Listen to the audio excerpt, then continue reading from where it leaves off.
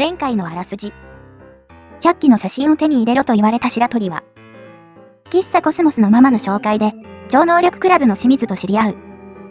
超能力クラブで人々の超能力者に対する行いを知り、記事で誤解を解くことを条件に念写のできる和田を紹介された。和田の家もボートに襲われていた。なんとか説得し、念写をしてもらった白鳥は、東日新聞社へ戻るのだった。さて、確か、編集長が、局長に報告しに行ったところだったよね。100機の原稿と超能力者の原稿を書くとなると一仕事だ。締め切り時間はたっぷりありそうだから、資料を集めて仕事にかかるか。白鳥は資料室で超能力関係の本を集めてきた。100機の原稿はすぐに書けたが、同志の超能力者と清水たちの超能力者の違いを書くのには、彼らの命がかかっているので苦労したが、どうにか、長官の分だけは書き上げ帰宅しようとしたとき、白鳥さん、仕事は終わりましたか？実は、白鳥さん、仕事は終わりましたか？実は、相談したいことがあるのでいっぱい付き合ってください。川村さん、どうしたのですか？深刻な顔をして。俺でよかったら相談に乗りますよ。人に聞かれると困るので、外で話しませんか？川村は酒が飲めないはずなのに誘っている。相談するなら、アルコール抜きで話をした方がいいようだ。大塚部長が戻らないうちに出ましょう。白鳥は川村と一緒に喫茶コスモスに行った。よく使うね。この店、遅くまでやってるのかな？特ダネが取れましたよ。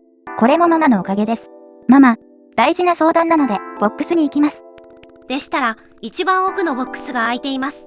隣のボックスは予約にしておきますから、安心してお話をしてください。いつもすみません。川村さん、奥に行こう。白鳥と川村は、奥のボックスに座った。お疲れのところ、すみません。少し話しにくいことなのですけど。川村さん、話を伺いましょう。白鳥さんの狼の花は、超能力と違いますか？白鳥さんは超能力を使って特ダネを掴んでいる気がするのです。それに、いつも危険な事件に巻き込まれても無事に戻ってくるのも不思議です。白鳥、そんないつも巻き込まれてるのか。狼の花は運をもたらすだけですよ。それに、俺が超能力者なら新聞記者なんてしていませんよ。なぜ、突然、そんな話をするのですか？詳しく話してください。実は、100機が現れてから、私は他人の心が読めるようになってしまいました。最初は頭の中に騒音のような音が響くので、耳を押さえてしゃがみ込んでしまいました。ふと気づくと、男が私を見ながら、酔っ払いのバカが、道で寝てる、戸口を動かさずに言ったので、私は酔っ払っていないし、バカでもない、と言い返しました。男は驚いた顔で逃げました。それに、通行人を見るだけで思っていることが聞こえるのです。これが、100機の夢覚めた超能力だと知り、新聞社に戻りました。社では、私をクズの野無しだと思っている人が幾人もいることを知り、嫌な一日でした。しかし、白鳥さんだけは心が読めないのです。やはり、超能力者だと確信できました。そうなんだ。私も、100機の同志かもしれません。白鳥さん、これからどうしたらいいのか教えてください。どうしたらいいかって？俺は、100機の同志や超能力者ではないから、そんな相談をされても困るよ。俺が超能力者かは別として、川村さんは人を見つめないことです。見つめることで集中力を強め、超能力が働くのかもしれません。俺以外に、この話をすると危険ですし、人に嫌われますよ。川村は、白鳥が同志の先輩だと信じてしまったが、彼がそれで元気になれば、時がいずれ解決してくれるはずだ。白鳥さんの命令ですね。これからは、絶対人には言わないこと、集中力をつけないこと、同志だと悟られないこと、を誓いますから、これからもよろしくお願いします。超能力者の情報が入れば知らせます。それまで、秘密は守ってください。これで安心して寝られます。ありがとうございました。なんか勘違い解決してない気がするけど、安心できたからいいのかな？白鳥は、川村と別れた時、超能力者たちの連載記事タイトルを、光と闇の超能力者にしようと、社に電話した。次の日、白鳥は東日新聞社に出勤した。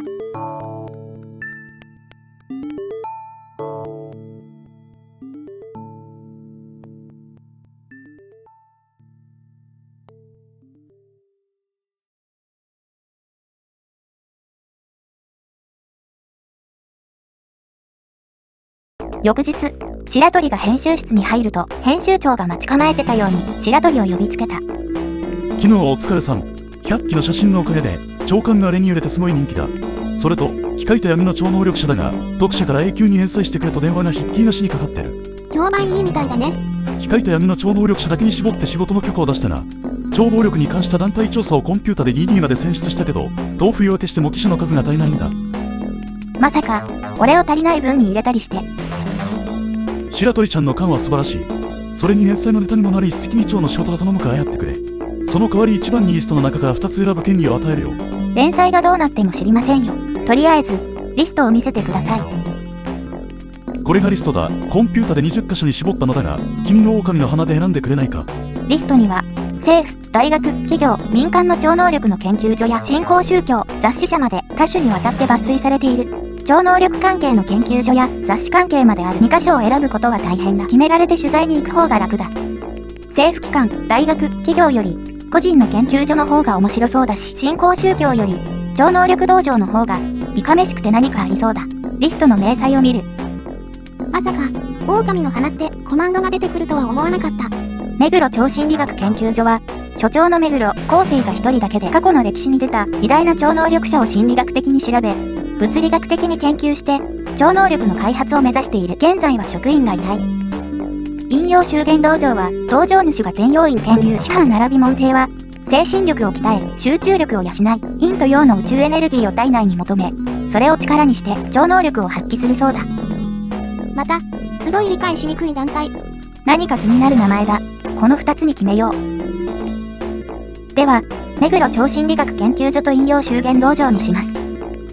狼の花が選んだにしては偉くやたないとこばかりだな。白鳥ちゃんのことだ。しっかり頼んだよ。目立たない、かな。まずは、目黒超心理研究所に来たよ。インターホンのボタンを押した。留守のようだ。よそに行くしかないようだ。返事ないな。ここは引用修験道場ですね。門の中には人の気配がするが、取材を拒否するためか誰にも会わないというのか、返事すらない。ここにいても時間の無駄だ。ここもダメか。結局戻ってきちゃった。編集者は、女性の秋山編集員を除いて誰もいない。全員取材に出た後事件が入り、大塚部長までカメラを持って出かけました。私一人で電話を受けているのでたったです。みんな出ちゃってるか。困った。取材先に行っても留守なのか会うことができない。取材がうまくいかないようですね。白鳥さんが頭を抱えるなんて珍しいわ。取材先に電話を入れてから取材に行った方が時間の無駄がない。初めからしようよ。まずは目黒超心理研究所にしよう。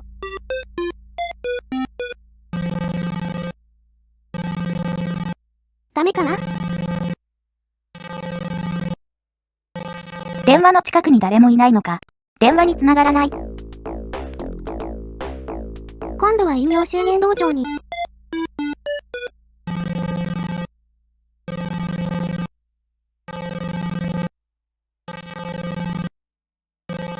引用修験道場では取材はすべて断っています。たとえ新聞社でもテレビ局でも一切お断りしています。あれ、こっちはお断りか。もう一度研究所の方に電話してみよう。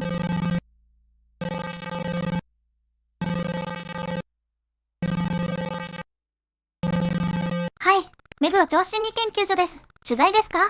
当日新聞の白鳥さんですね。所長に聞いてきますから少々お待ちください。お待たせしました。所長は、今なら取材に応じても良いとの返事でしたので、できましたら急いで来ていただけませんか？取材行っていいみたいだね。今回はここまでにしておきましょうか。今回は、いまいち進展がなかったね。研究所で何かわかれば良いんですが。それでは、次の動画でまたお会いしましょう。またね。